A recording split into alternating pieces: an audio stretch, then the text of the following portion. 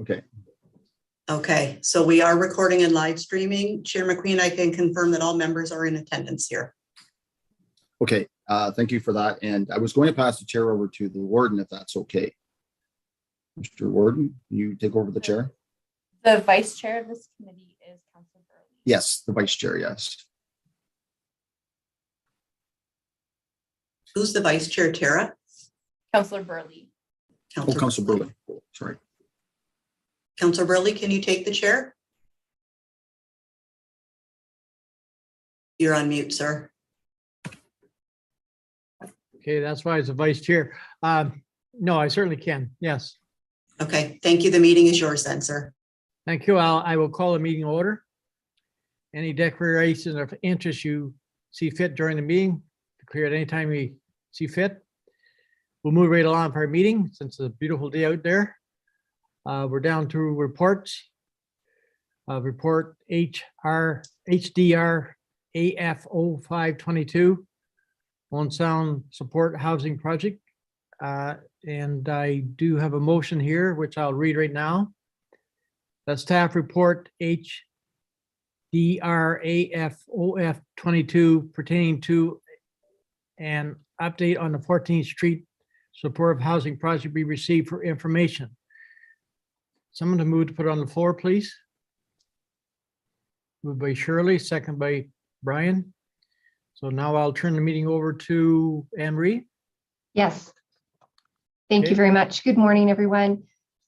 This is an update on our 14th Street Owen Sound building. It's just looking at our proposal for architectural services, our status of our site plan approval, and some update on some funding opportunities.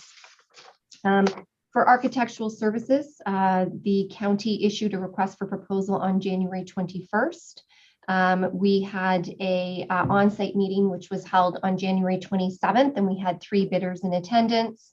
The RFP closed on February 8th. The selected bid was Allen Avis Architects at a cost of $198,170, excluding HST.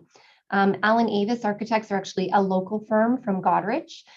They've successfully completed a number of affordable housing builds, long-term care, medical facilities. They've actually worked recently on the affordable housing build that was done by Bruce County and have worked with Huron County. They are used to working with municipalities and with county staff to meet those provincial and federal guidelines that we often have to have that expedited schedule in order to meet. So they are able to meet our tight schedule and have suggested a bid close date of June 29th.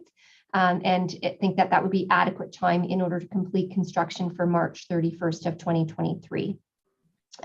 We did have an on-site meeting on March 14th with Allen Avis Architects. They had architects, mechanical and electrical engineers on staff. And we spent the afternoon going through the building, looking at what might be required in order to achieve the concept that we're looking at for supportive housing and the 12 apartments and the common spaces that are required in offices. So they have stated that they will be able to have a schematic design concept to us by mid-April. And we would be bringing that back to the task force along with an introduction to Allen Avis Architects at that time. As for site plan approval, we did have a pre-consultation review with the City of Owen Sound staff. We're working towards providing the information that they have requested. GM Blue Plan Engineering Limited has completed the phased environmental site assessments and the information that is required for the county to obtain a record of site condition. We also had a floodline study completed. We've completed a building hazardous building materials assessment and survey work. So all that behind the scenes stuff that's required is on the go or completed. As for funding opportunities, the Canadian Mortgage and Housing Corporation, so CMHC, does have a funding stream called seed funding. And this funding is for the pre-construction costs, so those soft costs. It can go towards site surveys, planning fees, preliminary design, the environmental site assessments that we've completed. So those are all eligible for this funding. It is up to $150,000 grant that's available. In order to apply for it, we have to have a viability assessment, a needs and demand analysis, and we also have to have the costing. So once we receive that initial site schematic design and some costing from the architect, we'll proceed with applying for that funding to go towards some of the costs of the soft costs of the project. I'm happy to answer any questions. Thank you, Anne Marie. I assume that you're working very closely with the city of Hometown right from the get-go. Yes, we actually had a site plan, a pre-consultation with them. I think it was in December. So we've been working with them right from the very beginning before we even acquired the building. Okay, thank you. Great update. Go ahead, Brian. Thank you, Mr. Chair. Anne Marie, is the needed square footage in this building increased then with the, I'm just going over the numbers that you're showing that on your list. Is the square footage always been the same right from the start? Or Yes. has it? Yes, it's the same. Okay. Any other questions for the committee? Go ahead, Paul. Thank you, Mr. Chair. Just a question on the price. The other two price, were they close or were they out of the park? Is this a good price compared to the other two tenders or bids, sorry? Yeah, so we actually used a scale. So we did an assessment of the bids, and Alan Avis was the one that all staff had rated as having the most compatibility with this project. And they actually ended up being the best price too. And there was a range. There was definitely a larger range. We had one on the higher end, middle end, and then the two were very close between Alan Avis and the next, but the other one was quite a bit higher. Okay, Paul.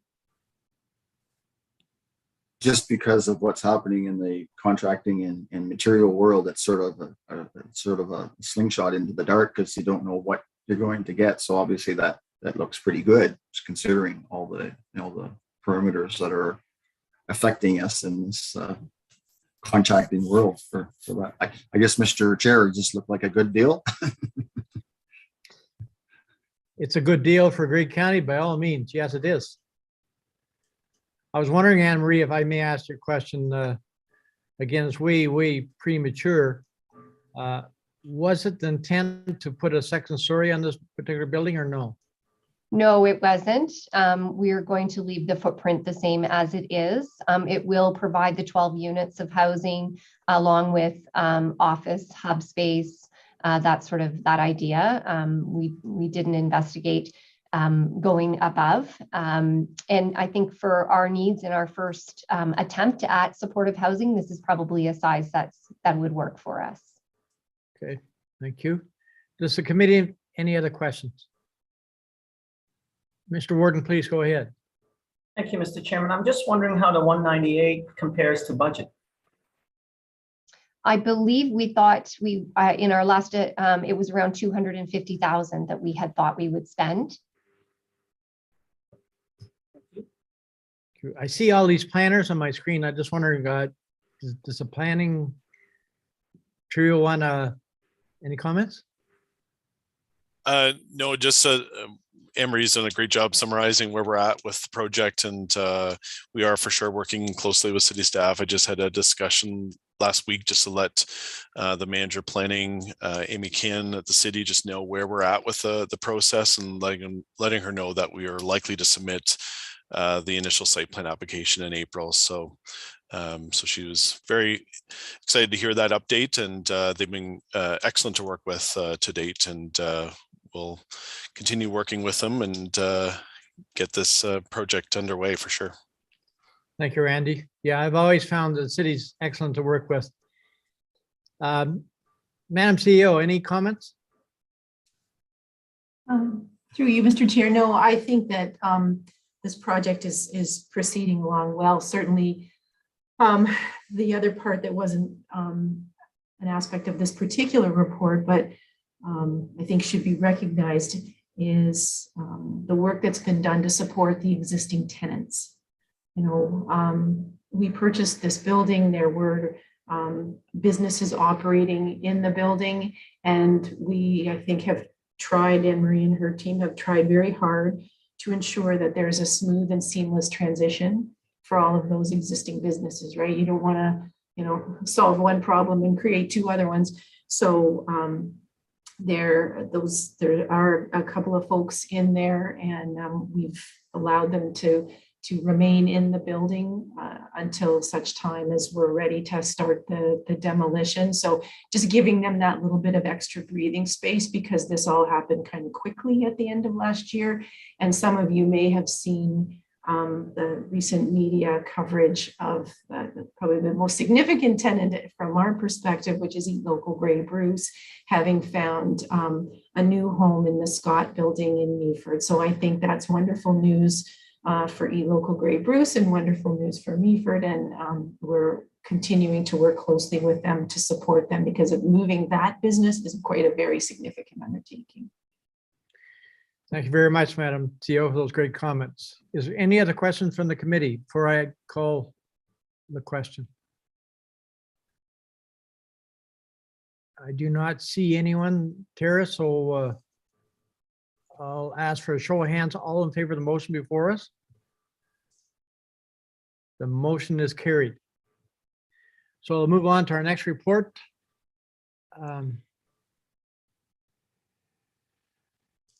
PDR AF 0922, affordable housing update, I guess, and I'm not sure who, I'll read the motion to put on the floor. That report PDR AF 0922 regarding use of surplus public lands for affordable housing be received, and that regular updates be provided back to Affordable Housing Task Force Committee. Someone to move to put on the floor, please. Moved by Mr. Warden, second by Allaire. Okay, and who's going to take this on? Liz, are you taking this on? Or go ahead, Liz, please. Thank you. Wonderful. Thank you very much. Lovely to be here with the task force today. So I'm Liz, and as we established, I'm also a planner, registered professional planner. I spent the last year, or 8 months, I guess, establishing a local planning consulting business. But prior to that, I spent about 15 years with the municipality of Meaford, growing my skills over that time. And I'm really happy to be here today to talk to you about the use of surplus lands for affordable housing creation. I started in mid-January and have been working with the team, just trying to determine a really functional and coordinated approach to facilitate the use of those public lands, those surplus public lands. But I will say the report as presented today, as many of the reports that you receive are a snapshot in time. I do think that as we dig into it, the additional research and process mapping, that this will evolve a little bit as we go. I will, and my intention is to just speak really briefly through the report. But before I get started with that, I just had 3 kind of underpinning ideas that I hope to share with the group. The first one is that housing supply occurs within a complex system. So there are many different elements of that system that have to come together to produce housing. Right now, that system is churning away, producing units, perhaps at a price point and perhaps sizing that isn't exactly what we need in our community. Clearly, there is a need for more affordable housing. But I guess what I would say is that being a complex system, there are many levers that we can pull to shift the outputs of that system. And so this project represents one lever and is one component of the broader work plan that has been laid out by the task force and is being undertaken by staff. Okay, the second idea is that I do think that it matters how we speak about issues. I think that the tone of our communications really it sets an intention for what we're trying to accomplish. And I think we're at a point right now where there's a housing crisis, and a climate crisis and war and pandemic. And I think we've all really just had a lot of that crisis level communications. And I think what you will find within this report and as we communicate, it is my hope that we can shift the conversation more to the notion of housing as being key community infrastructure. So it's not a crisis. We're not doing these little short-term interventions, but we're trying to embed some different activities into our current system to shift the outputs. As well, I think housing creation can be considered an act of community self-determination. I think that we have a tendency when we're confronted with so much at once to really just kind of think, wow, this is a very big problem. There's lots of big problems. How will we ever gain traction with this? Do we just give up? Like, how can we approach it? And so I think it's important to recognize that we do have agency to address this issue locally. We don't have to wait for a knight in shining armor to come and save us from this issue, but we can make some changes and embed those within our procedures and the work that we do. That would be my hope for the direction that we're going. And I'd like to speak around the project in that way. The third underpinning issue is that we operate within a framework of legislation. And as Anne-Marie had mentioned in her presentation as well, that can be a little tricky sometimes. Like I said, this is one lever that we can pull in the housing system, the use of surplus lands. It does tend to be one of the more complicated levers to pull. And that arises because there is various legislation that shapes who can do things, what we can do, when we can do it. And I will note that this year as well, we're not only still in a pandemic, maybe not the emergency phase, but we have a June election coming up and an October election coming up, and the legislation also around those events affects how we can do and what we can do. So those underpinning ideas having been shared, I think just speaking to the report, the way that I've structured it is to include just 4 key components of the project that I think exist. And then I've tried to kind of streamline that into a number of workflows that we will deliver over the next few months as part of this project. Okay, so the first key component and outlined in the report is around project hosting. So we do have the Housing for All website that is currently populated with information and available online. The staff prior to my arrival had also been pulling together a GIS tool that can be used for screening of properties to determine if they're suitable for affordable housing creation. And that's a really cool tool. I haven't had an opportunity to really dig into that part yet, and that is in the work plan. And I'm very much looking forward to that because I think that will be very handy, especially for the lower tiers in assessing which lands might be surplus for this reason. And so that's the first project component, is that hosting bit. So on the website, I think we're envisioning that will host some of the process mapping, public educational materials, and background information that will be produced over the next few months, as well as a link to the GIS tool potentially in the future. The second component is the communications piece. I think what I've heard sitting around various different tables dealing with affordable housing is that there's a lot of discrepancy, I guess, between what the numbers are. What is affordable housing? How does that vary from community to community across the county? What does that translate to in terms of dollar signs for rents that then a potential developer might use in their pro formas? Looking at what's in the pipeline and what's kind of under construction, and does that represent what we're actually trying to create in terms of affordable housing based on our understood need, for example, through the social housing waitlist.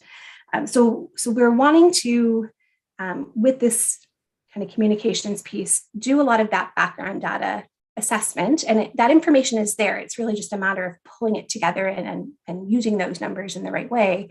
And then we'd like to really set a target. And I think this was recommended to us by a housing manager from another county who had indicated that it's very important to get everybody really engaged around a target so that we are heading in a direction together, X number of units by this magical date, and we're really going to try and get there. So that's that communications piece. I think also just trying to massage those messages a little bit around that housing is key infrastructure and as an active community self-determination and agency. The third project component is a Roundtable and Liaison function.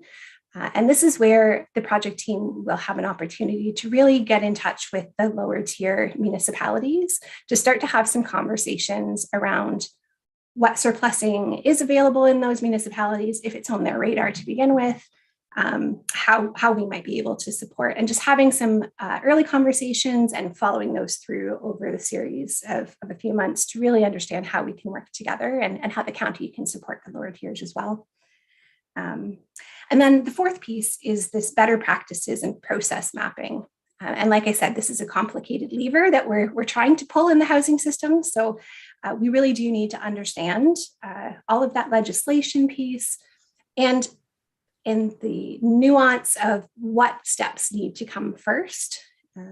We heard Anne-Marie speak about the development of one site and all of the various little pieces that have to be pulled together in the background. Every site being developed has those little pieces in the background. And I think in order to streamline the surplusing and then potentially RFP process for these lands, we need to kind of understand what those steps are, what order they come in, so we don't get way down the road with the project and then have to backtrack. Really want to try and understand the how, so that when we transition from this phase of the project into the hit the ground running with surplusing and listing of lands, that we have a really good understanding of ABCD. Okay, so that's the project in a nutshell. In terms of the work plan, I'm a visual thinker, so I have laid that out in a visual format as an appendix to the report. I would say that there's no hard and fast dates here because there is kind of a research and iterative discussion type of process here. Those elements are relational to each other. So as we finish one section, we'll move on to the next section to further that research. But the intention is that we would have all of this packaged up and pulled together this summer so that we will be able to move into that next phase, and county staff will be able to start looking at our own lands through that surplusing lens, knowing all of the steps that will be associated with that exercise. So at that point, I think I've shared generally what I hope to share. I'm happy to respond to any questions. Thank you, Liz. Unfortunately, my screen has gone completely blank. Am I still there? You're still here. Oh, sorry. Yes, thank you. Unfortunately, Mr. Chair, I don't know if you can tell with me. I got to find out what's going on, but my screen is gone. Sorry. I can also let you know, Mr. Vice Chair, if anyone Tara, has any questions. Tara, just Olivia popping in from Grey County Communications. Can you please use a headset if you have one? We are unable to hear you very clearly. Mr. Chairman, if you can hear me, can you hear me? Yes, I can, Mr. Warden. Excellent. Can I ask a question while we work on the technical details here? Do you mind if I ask a question? By all means, go ahead. Thank you very much. Liz, I just want to get some clarification on the GIS piece. So am I to understand that an inventory has been now completed by all of the lower tier municipalities, or is the framework in place for that inventory to be completed? Great. Thank you very much for that question. Yes, so the GIS tool, it doesn't represent screened properties already. It's an inventory of the publicly owned properties. And I think the intention is that that tool has been populated with additional layers that can be used to give a really good picture of all of those things that in a community that can help to make affordable housing work. So for example, transit locations, grocery stores, a lot of those community services that would be in the local area. And I understand that the intention for that tool would be to provide that to the lower tiers and for use internally by the county staff as well, to be able to click on and look at those properties through the lens of what's around them.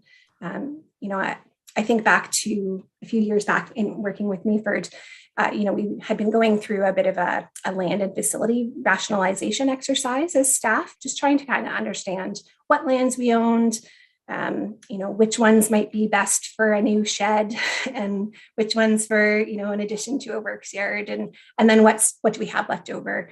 I think this would allow for that same assessment to occur with some of those pre-populated screening elements already loaded in. So, Mr. Chairman, setting aside all of the other sort of criteria and just focusing on the public lands alone, has an inventory of the public lands now been completed? I'm sorry. So I guess perhaps Becky is raising her hand. Thanks, Becky. She was involved with the development of the tool, so can better respond to that. Yeah, thanks, Liz. It was a few months ago last year. We were working quite intently with our GIS team with the county, and they developed this really great tool, as Liz has said, that basically draws on different types of GIS mapping layers, the zoning, the ownership of the lands, the sort of surrounding community type of uses where those are available. But it's basically, it's in a very preliminary format. It's based on mapping on sort of an ownership level and not necessarily on what type of land should be prioritized for development. So it gives us a very sort of baseline layer on which to kind of form our assessment going forward. So we know essentially who owns that land, but we don't necessarily know which land would be sort of in the running for potential affordable housing. So we have the baseline, but we just now need to develop our own criteria and understanding of what we're looking at in terms of developable lands and what sort of factors we would need to consider in that search. Thank you, Becky. Mr. Warden, that answer your question? Just if I may follow up just very quickly. So if we get to the ideal, what is the ideal that we're looking for? So in other words, ideally, the lands would be identified in what kind of way, usable by who, and by what timeline? Yeah. So I think that's certainly part of our discussions, and we haven't necessarily had those conversations with municipalities yet, and we sort of recognize that municipalities have perhaps different understandings of, you know, they might have earmarked purposes for what those lands, they want those lands to be used for. They may not have earmarked purposes for those lands, but that's sort of part of our conversation now moving forward, is having those sort of one-on-one conversations with our individual municipal partners, exploring, you know, do you have a purpose in mind for this? Is it in your future planning, or, you know, is there the potential to explore the use of this land for affordable housing? And Liz has also sort of recommended as well that, you know, we might even move beyond perhaps in a different stage of the project, beyond like municipally owned lands to looking at perhaps nonprofit organizations, churches, maybe school boards, where there's sort of extra lands that are not necessarily being used, that maybe we could form partnerships with those groups as well, to look at sort of innovative opportunities to use or make use of underused lands. My last question, Mr. Chairman. Is there a model in some other jurisdiction, like a benchmark that we're aiming towards? Does this exist anywhere else? Yeah, Liz, do you want to speak to that? Sure. Thank you, Becky. Yes, Gordon, there are a couple of examples, but I will say that the legislative framework is a little bit different. So in the city of Toronto, they have quite a large public lands for housing project called Housing Now. And it's really fascinating. Please take a look at their website. It's a very detailed and beautiful image of, I think, where we might hope we would be able to go. Their structure is different in that they do have their land holding and real estate, city real estate brokerage, I guess, involved with that. So it changes how some of the legislation applies. There are some fairly specific rules around who can deal with kind of the screening and listing of lands for sale. And so they are able to work it within those rules in a slightly different way. But I guess the project that they have developed is large scale. They've had a number of phases of offering of lands now. And what they've done is taken those lands, worked with the various ward councillors to kind of go through a pre-design process for the properties, have taken them through a competitive RFP process. They have all kinds of beautiful notice templates and screening checklists and a whole kind of media presence and very branded materials to present all of the properties as well.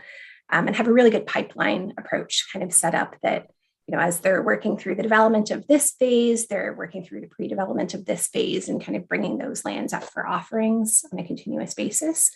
I think looking at what the task force has asked for, I think that's really kind of what I had in mind in first looking at the project is, could we get to that level? I think we're still aiming for something along those lines, but we will have to be conscious of how the legislation may constrain us a little bit. We've been working with Michael to kind of figure out what elbow and wiggle room we have to deal with the lands in a similar manner to that project, just within and respecting the legislation that applies here. So that would be one example that I think is a really neat one to explore. Thank you, Liz. Mr. Warden, did you get your questions answered? Okay, and now I have my screen back. I'm not sure who is next. I'll go to Shirley first. She's first. Okay, go ahead, Shirley. Thank you very much, Mr. Vice Chair. And Liz, great to see you today, and thank you for presenting to us. And I had two questions for you, if I may. The first, you mentioned in your presentation about sitting in at various tables. And I know you and I have been part of another group working on affordable housing discussions. And I'm just wondering if you see a potential for any sort of liaison or partnership with other regional groups that are discussing affordable housing and how that might tie into what you're doing. So thank you for that very wonderful question. I think, yes, I think that there's a role for all of those groups that are doing work currently and who know what the issues are and know what the needs are, or who are also exploring it. I think that we're all kind of working on these same issues with our various tables. And I think there's probably a role for some type of coordination or bringing those together for some cross-pollination. I know certainly I've found that very rewarding myself to sit on the different tables, because there are slightly different ideas being considered and questions being asked at those tables. And I think it would be very interesting to bring up all of those together, very informative. I don't know through this project that there's a specific framework for that, but I certainly have some big ideas that we can talk about as we go, just around potentially how we could look at coordinating some of those groups together, and not in a structural way necessarily, but more just in a sharing of ideas, cross-pollination, trying to make sure that we're all heading in a similar direction with the work that we're doing and not overlapping as well. So I hope to. I don't think there's a specific framework within this project, but I certainly will be doing some of those call outs to glean information where I can around the work that other groups are doing. Thank you, Liz. Shirley, you have another question.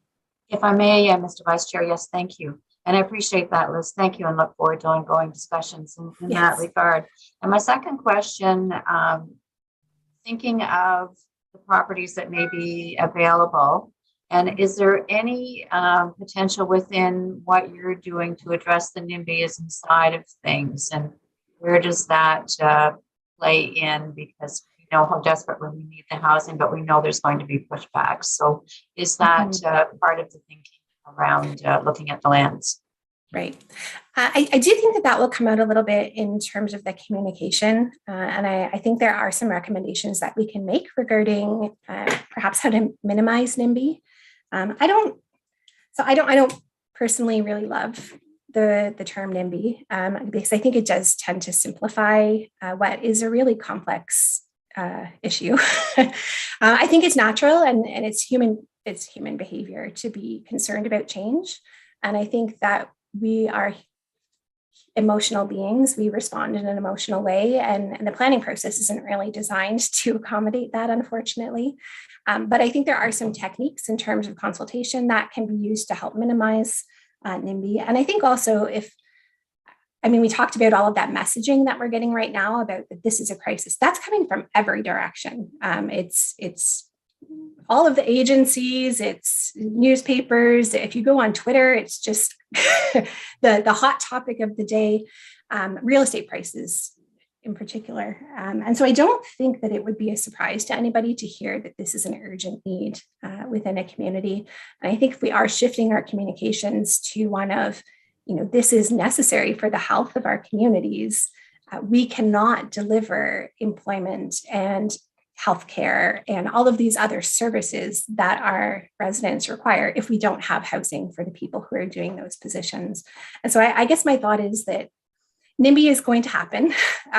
It is human nature. We can do our best to try and kind of minimize the influence on that and try to build in a more constructive process.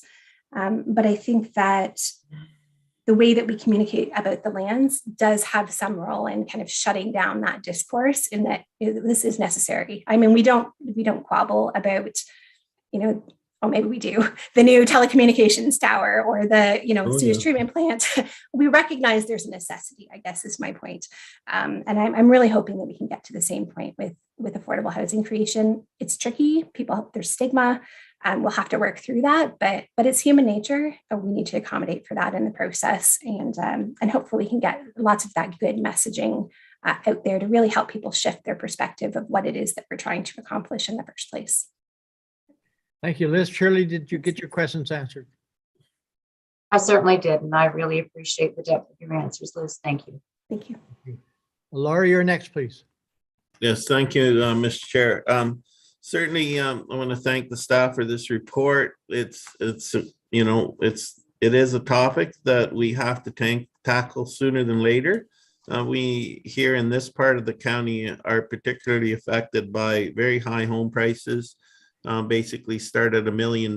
So we're finding that even the very people we need to have a community, like teachers, ministers, it's not just the people in the service industry, but it's people that are, earning far more than that are not able to locate here. And even when we're in the process of hiring police officers, the new OPP recruits say, well, where can I live? Well, we say, well, how about 50 kilometers away? It's not necessarily that appealing, and it's not really a good idea for, to have your officers that are serving your community, members of a community at some distance. So, it is a problem, and certainly, the issue of lands. One of the things we found, I'm first-time mayor, but one of the things that was sadly lacking was a land bank. And of course, not all land is created equal. A lot of it's not in the settlement area. It's not serviced. Servicing is a big issue because, although there may be land that is along, a county road or a highway, but it may be some distance from servicing. And with the escarpment here, particularly when it rises in elevation about the extent of services, it's great, but it's going to cost $10 million to get servicing up there. Not really too viable. So I'm glad we're doing the inventory.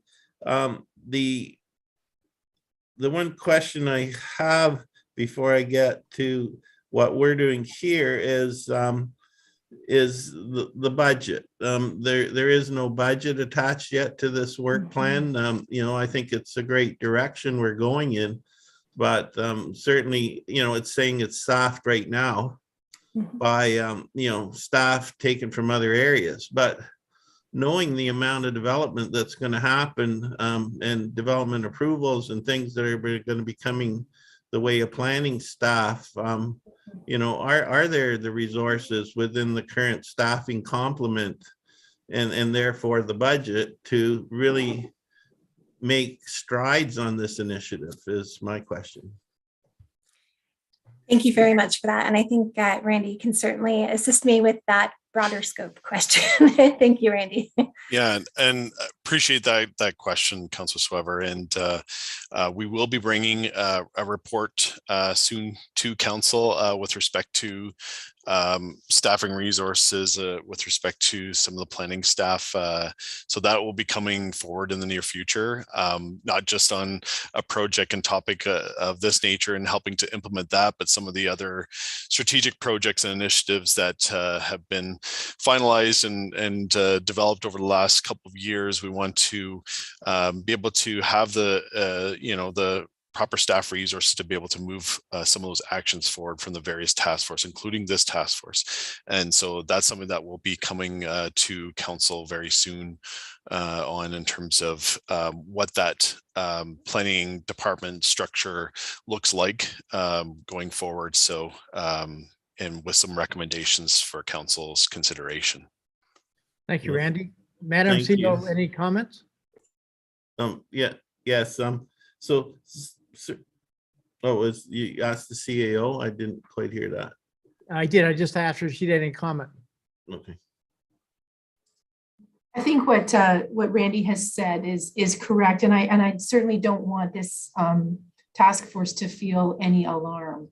We have a plan here that will, I think, allow this work to proceed, but at the same time, we have a number of leaves within the planning department that are impacting Scott and Randy's team that we need to kind of reorganize ourselves to be able to address that and make sure that we've got the right people in the right places. But I think we can do that without breaking the bank. Thank you, Kim. Please go ahead, Alar. Yes, at the risk of creating more alarm, I will say that at our recent council meeting of earlier this week, that that there was a motion introduced, and I think our council is pretty much united in seeing that there is the minimum target of 30% new housing units that is in paragraph 4.2F of the county official plan. The provincial policy statement says that planning authorities shall provide for an appropriate range and mix of housing options and densities to meet projected market-based and affordable housing needs of current and future residents of the regional market area by establishing and implementing minimum targets for the provision of housing. And when I talked to Randy about that last, he said there is a target in the county official plan of 30%, and that was the paragraph 4.2F, which I was referring to. But the wording in that is kind of a little weak. It says the county would like to achieve a minimum target of 30%. So we're not sure legally how that would stand up. So in the near future, I believe that our council on a future development application will say that it's offside of the provincial policy statement and the county official plan, and which will probably lead to an LPAT appeal of that. And given the impetus, we'll see what the Ontario Land Tribunal says. And if the decision goes against us, then I expect we'll be taking that decision to the province and saying, it's great, you've got a housing task force, you've done all this, but see, even when there is a serious attempt to live up to the provincial policy statement in particular, which has prescriptive language rather than the suggestive language in the county official plan, so that may lead to some additional work is all I'm saying.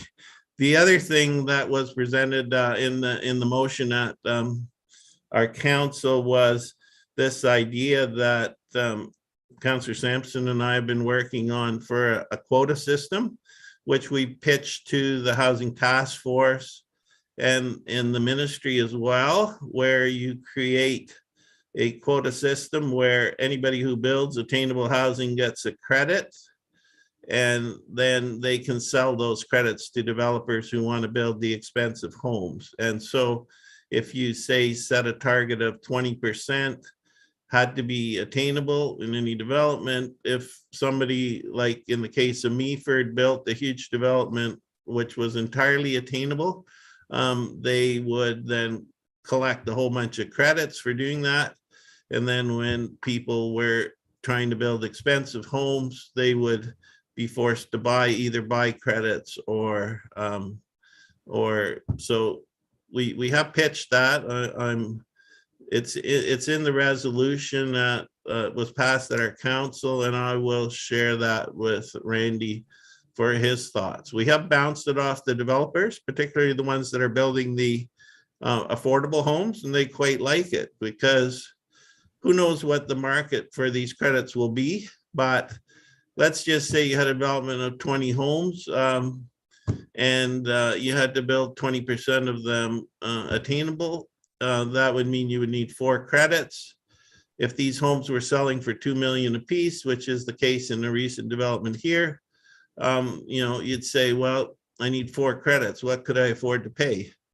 Well, perhaps it's as high as 200,000 a credit, because 200,000 to get your development approved is $800,000 over 20 homes is really only 40,000 a home, which is like 2%, which is less than the real estate fee. So the people we bounce it off, both economists and developers, seem to like it. And I think we should be looking at innovative solutions like this, so that, because this would be entirely market driven. And so what it does is it makes building attainable homes much more affordable, much more attractive financially.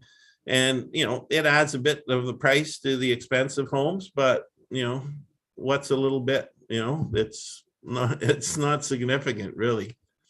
So I will forward that resolution to both the committee and Randy, and also the idea that was referenced in that resolution. Thank you. Thank you very much. Scott, please go ahead.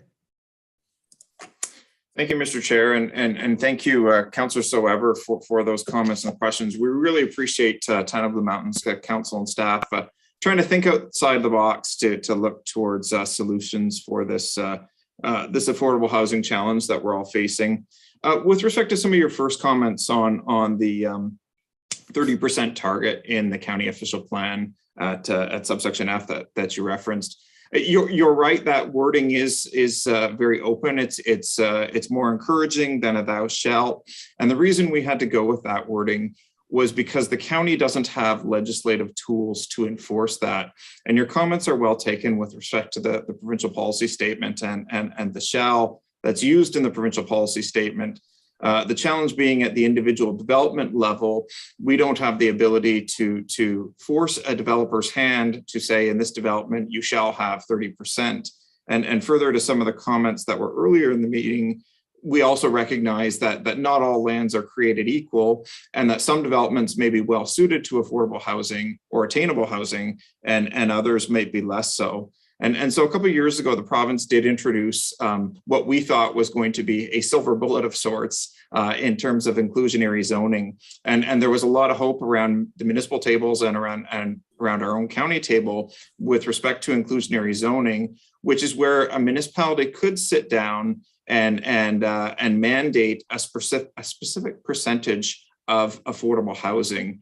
There was some steps to take to get there in terms of an assessment report that was needed to look at almost exactly some of what Liz provided in terms of what's needed and where is it needed and everything else. But then shortly after introducing that tool, the province made some further legislative changes that make that tool very difficult to ever implement in a smaller community such as Grey County. So there's criteria with respect to being close to a major transit station. So this would be things like a GO station or a subway station. And there's also criteria to suggest that if you're outside of those major transit station areas, you would need to have a community development permit system in place. And this isn't undoable, but it would be a radical overhaul to our planning system, particularly at the municipal table, because it would mean getting rid of your zoning bylaws and looking at a development permit system in this regard. So other than the City of Toronto, we haven't seen much uptake on this inclusionary zoning. That said, just because we can't use inclusionary zoning, we don't think that the battle is lost, so to speak. And we think there's still merit in the county's target, but we think that we're going to have to be creative in looking at the solutions. And so the program that Liz has explained to us this morning is just one of those components to the solution. Another component is the accessory residential units that our county plan and municipal plans and bylaws are allowing. It's working with not-for-profits and looking for funding opportunities, similar to what Anne Marie outlined earlier in the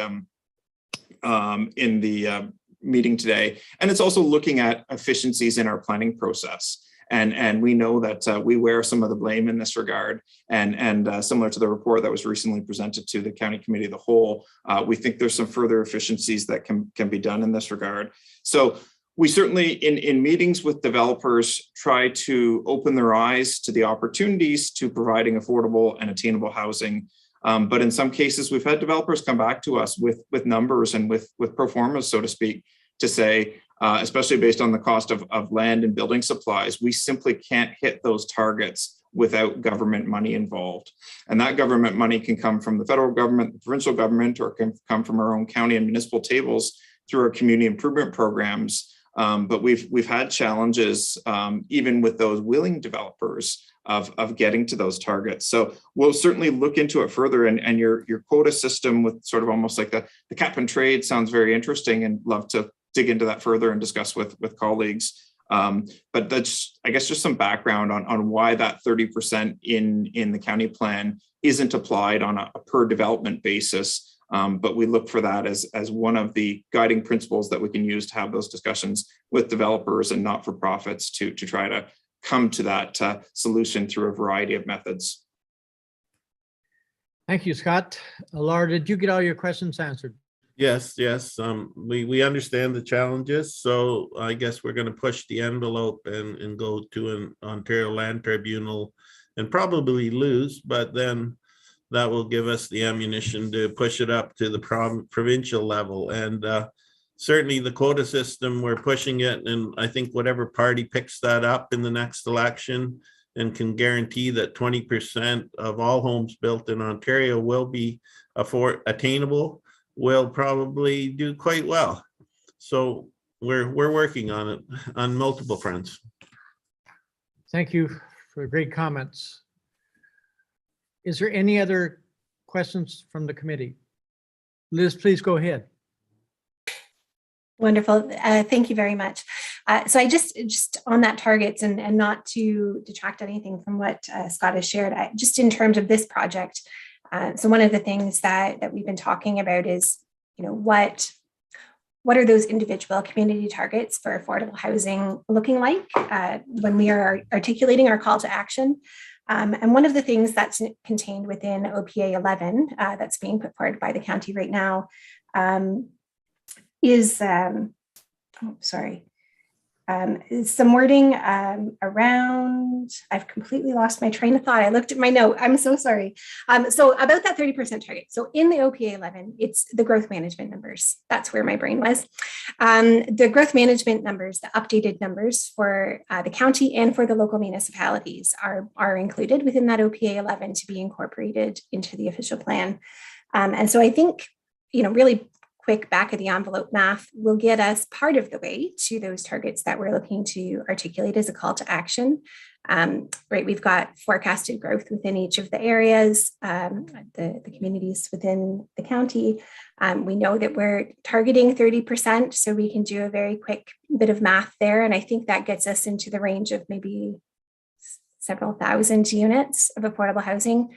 I think there will need to be some additional units added to our targets to reflect kind of the backlog of units and that wait list component and the shortage that we're seeing in terms of those units. So we will see that 30% target used.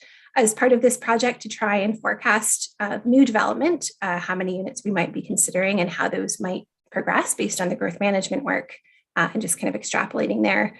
And then we'll also be considering some of the background information that we have through housing around what those wait lists might look like, and the sizes of families and demographics around that wait list to try and help us understand within the various communities where those individuals are on the wait list, what might the local needs be there as well. So we're hoping to pull all of that together in the targets that we will be articulating, and that may give the lower tiers an opportunity as well to be monitoring their growth management numbers and performance against those numbers, but also then that affordable housing piece and trying to track where they are relative to those targets as well. So that's all I wanted to add. Thank you. Thank you, Liz. Madam CEO, please go ahead. I just one quick comment to the committee, and it's a constant situation that we find ourselves in, but it is really, really important that we continue to clearly distinguish between attainable and affordable housing. The affordable housing that is the county's mandate is to provide shelter to those who have, almost no means. And that's, I think, a different thing than the attainable housing. Both are extremely important, but it is important to always remember when we talk about affordable, we need to be careful about that definition, because the affordable housing folks are the ones who really can't afford anything at all. Thank you, Kim. I must say, listen to the conversation. One thing is obvious as anything, we have such a talented planning group in Grey County that we should be proud of them, and great job. Liz, it was a great report. Does the committee have any other questions on the motion before us? Oh, Mr. Warden, please go ahead. Thank you, Mr. Chairman. As I listen, I think that I'm a reasonably intelligent person, but holy cow, is this ever a complicated issue? And I feel like I'm getting one heck of an education just listening to things. Alar has opened up my mind and educated me here today. But in getting that education, talking about things like prescriptive language versus suggestive and inclusionary zoning, and how do the CIPs play into all of this, wow. Which brings me back to that number 2, the communications piece and the call to action in public education. What a difficult challenge that is going to be, getting that message across with such a complicated issue. I almost feel like we will have to have a public education that is down, like, I'm a grade 6 student doing a project on affordable and attainable housing, and what are the answers at that level. And I don't mean to demean anyone, but this is really complicated stuff. So I think the real challenge will be around that number 2, that communications piece, getting people to understand. Well, everybody understands that affordable housing is critical, is an issue. We hear that in the news reports all the time, but actually addressing it and understanding the complexities of things that need to happen in order to address the issue, I think is the bigger piece. So I just thought I would share that, because I'm feeling at sometimes like, wow, I think I'm an intelligent person, but I'm really confused by some of this stuff. And if I'm confused and I'm in this thing regularly, what is the average person feeling? Thank you, Mr. Warden, for those wise words, and I agree 100%. I learn something every single day. Becky, please go ahead. Yes, I very much echo that sentiment. And yeah, I think we're so grateful to have Liz, who can really sort of focus in on some of these big challenges. So it's been really great to have her here. We've sort of had some informal discussions and based on exactly what you're saying and sort of these very complicated, very in-depth research processes that take a lot of staff time. I think one of the sort of products that we would really like to see come out of this, and it goes back to your previous point about whether or not there's been sort of examples of this done in the past. And although that there has been this Toronto example, it's very different from, you know, the rural sort of upper tier municipality situation that Grey County is in. So one thing, and again, Liz said that this is very much sort of an iterative process, and it's kind of difficult to create a firm deadline or timeline because we're constantly having to rethink it and refigure it out. But we would like to kind of document it as we go, and hopefully at the end to kind of have some sort of document or whatever that looks like that we can also have publicly available to perhaps other upper tier municipalities who are finding themselves in a similar situation and who might draw on this example to implement in their own region. And hopefully we can just, you know, provide them with some of that research and background and thinking that went into this so that it's easier to do elsewhere in future. Thank you, Becky. Laura, please go ahead. Yes, and the warden is right. This is a very complicated issue, and the deeper you dive into it, you find that the political aspirations of official plans, particularly ours, which we're redoing in the Blue Mountains, you know, it talks about, you know, that the objectives are attainable housing, seniors housing, all of this. Yet, you know, when you do attainable housing, you know, in the Blue Mountains, there's a minimum lot size. And, you know, when you look at that and the price of land, well, by the time you buy the land, you got about $100,000 left to build an attainable unit, right? So never mind the planning fees and all of that. So, you know, the political aspirations and statements are one thing, but then when you actually dive into the toolbox of things that are available, and I think Scott captured it perfectly, when inclusionary zoning is now much more difficult and you have to go to a development permit system, but that's a huge task for any municipality, even, you know, and when we look around Grey County, there's some of them that have very limited planning staff. So this is not really feasible. And so really, I mean, when you look at the tools in the toolbox, and this is what we've been trying to do, the tools don't give you the tools to meet those aspirations which are stated in the plans. So this is something that we're trying to address by modifying our official plan. But of course, our official plan has to be, you know, aligned with the county official plan. So it is, you know, complicated. When we even look at the definition of affordable home ownership, it says, you know, housing where the purchase price is at least 10% below the average price of a resale unit in Grey County. Well, Grey County is multiple housing markets. And I think that was alluded to in this report, is to look at what is the attainability threshold in different communities. You know, and then it also says annual housing expenses do not exceed 30% of the gross household income. Well, the gross household income, if you look at the 2016 census data, is different by, you know, 30 or 40%. So the warden is quite right. This is a very complicated issue for us to deal with as politicians.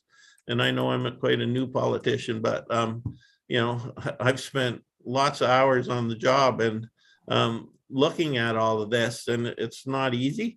And, you know, slowly but surely, I think the job of council members is becoming more of a full-time job.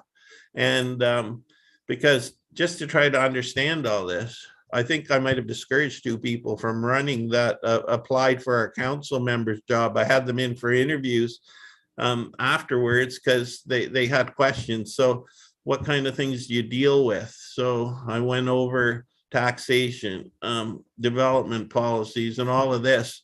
And they said, well, what kind of work, hours does this take? I said, well, it depends how good you want to be, you can spend as little or as much time as you want as a council member. But if you really want to wrap your heads around this, particularly if you're new to this, I would consider that you're going to be working at least 40 hours a week for the next 4 years, just to bring yourself up to speed and, understand everything that you're being asked to deal with, because life is not simple now. And we're going to get a wave of people from the GTA as this new work from home and our new lifestyles post-pandemic are starting to take hold. And it looks like a large amount of businesses will allow kind of partial work from home. So we may be the primary residence, and they may have a condo in Toronto for when they have to be down there for either entertainment or work. So, who knows what it's going to look like, but we can already see the amount of interest in our area. So things are only going to get more complex rather than less. And, I think you're absolutely right. This is very complex, and I think we've got to push the envelope and try to get more tools into the toolbox so we can actually, force developers to provide this, because we won't have enough funds as a county to secure land and build.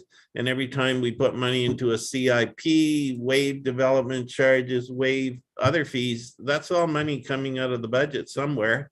And, I think the financial solution is to make sure that we get the tools from the province that we can force developers to pick up the slack. Because if we look at the Loon Call development in Meaford, and I've had quite a few conversations with Suresh Singh, who's the owner of Loon Call, and he's built very affordable houses in Bracebridge. I went up there to see them, and so it can be done. There is a business model that works, but if we had the tools to make that business model a little bit more attractive, I'm sure you could attract a lot of other people into the space. Thank you, Laura. Scott, please go ahead. Yeah, thank you for that, Mr. Chair, and thank you, Councillor Sarver, for those comments. I think you raised some really good points, and I think your comments about having more tools in the toolbox are very important, and your comments about the relationship with the municipal official plans and the county official plan are so important. And I think because such a large number of municipalities right now are reviewing their official plans or looking at new official plans, including, of course, the town of Blue Mountains, I think this is a real opportunity to look at targeting locations within your community where additional density is not only supported but encouraged. And I think that's one of the key methods by which we're going to crack this nut, so to speak. And that can be on a smaller scale in terms of making sure our policies are fully supportive of additional residential units. But it can also be on a larger scale in terms of looking at, townhouses and apartments and various other things. And I think, we've got broad language in the county official plan. And if through our municipal official plans, we can further refine that right down to the mapping level to say, this section of this community is where we want to see opportunities for new development and for intensification.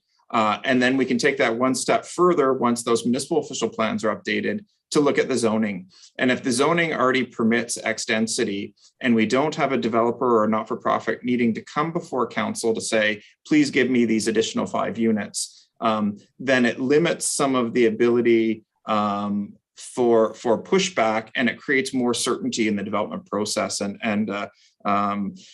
Approximately 6 or 8 months ago, before this task force, we had a report where Randy and I had done some interviews with rental housing developers, and they shared with us some of their pinch points and some of their frustrations with developing rental housing. And one of the key points was the uncertainty in the process and the time that can lead to and what that translates to in terms of dollars. So the more certainty we can create at the county level and the municipal level through our official plans and zoning bylaws, I think we're in a better stead to continue to tackle this project.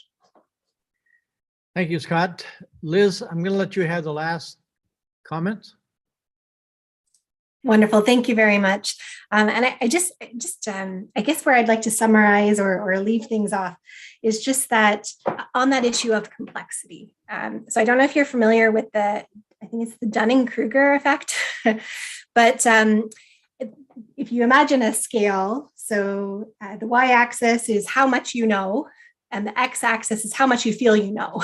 It kind of goes like this. So if you don't know very much about an issue, you feel pretty confident with it.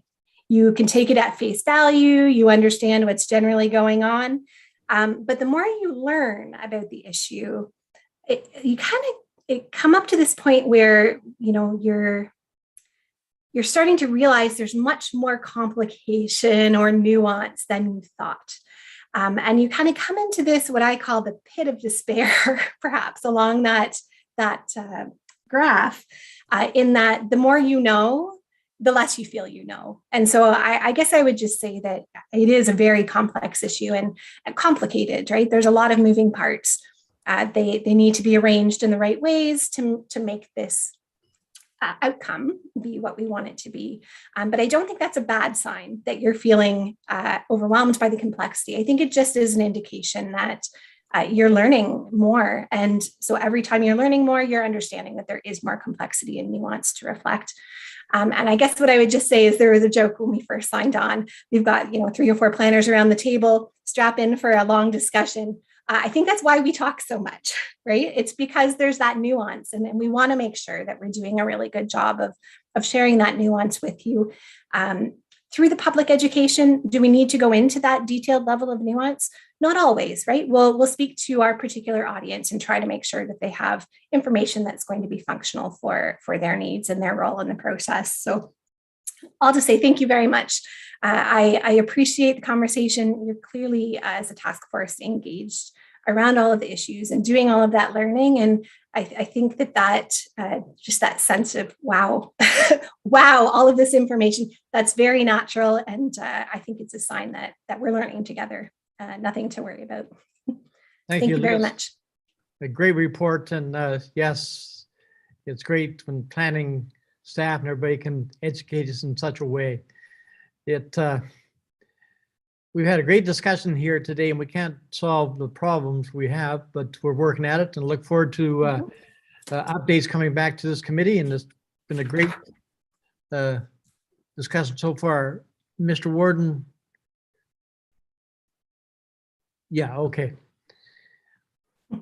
My screen keeps going from one side and all over the place, so a little confusing. Anyway, Mr. Chair, is there anything you'd like to say before I ask for a vote on the motion before us?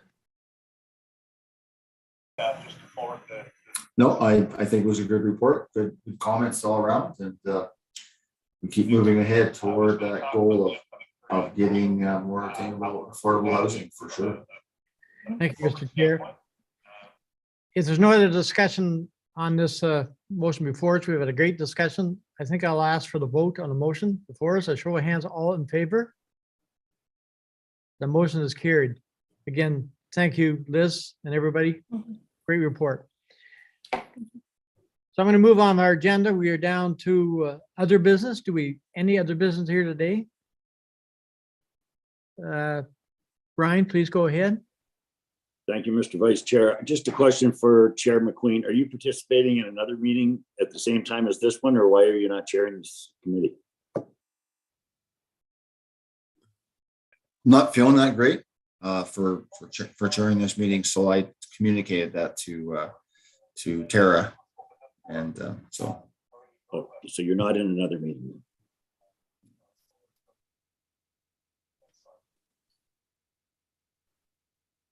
I think his answer was no, Brian. Thank you. No, sorry, my screen kept cutting in and out, but that's the life, the world we're in right now, but it shall improve. We're getting better every day. If there's no other business, our next meeting will be the call of the chair. So I guess we have no other business here today. I'll ask for a motion of adjournment. Someone to. Also move. Moved by Lara, second by Paul. Show of hands, all in favor of adjournment? We are now adjourned. Thank you, everybody.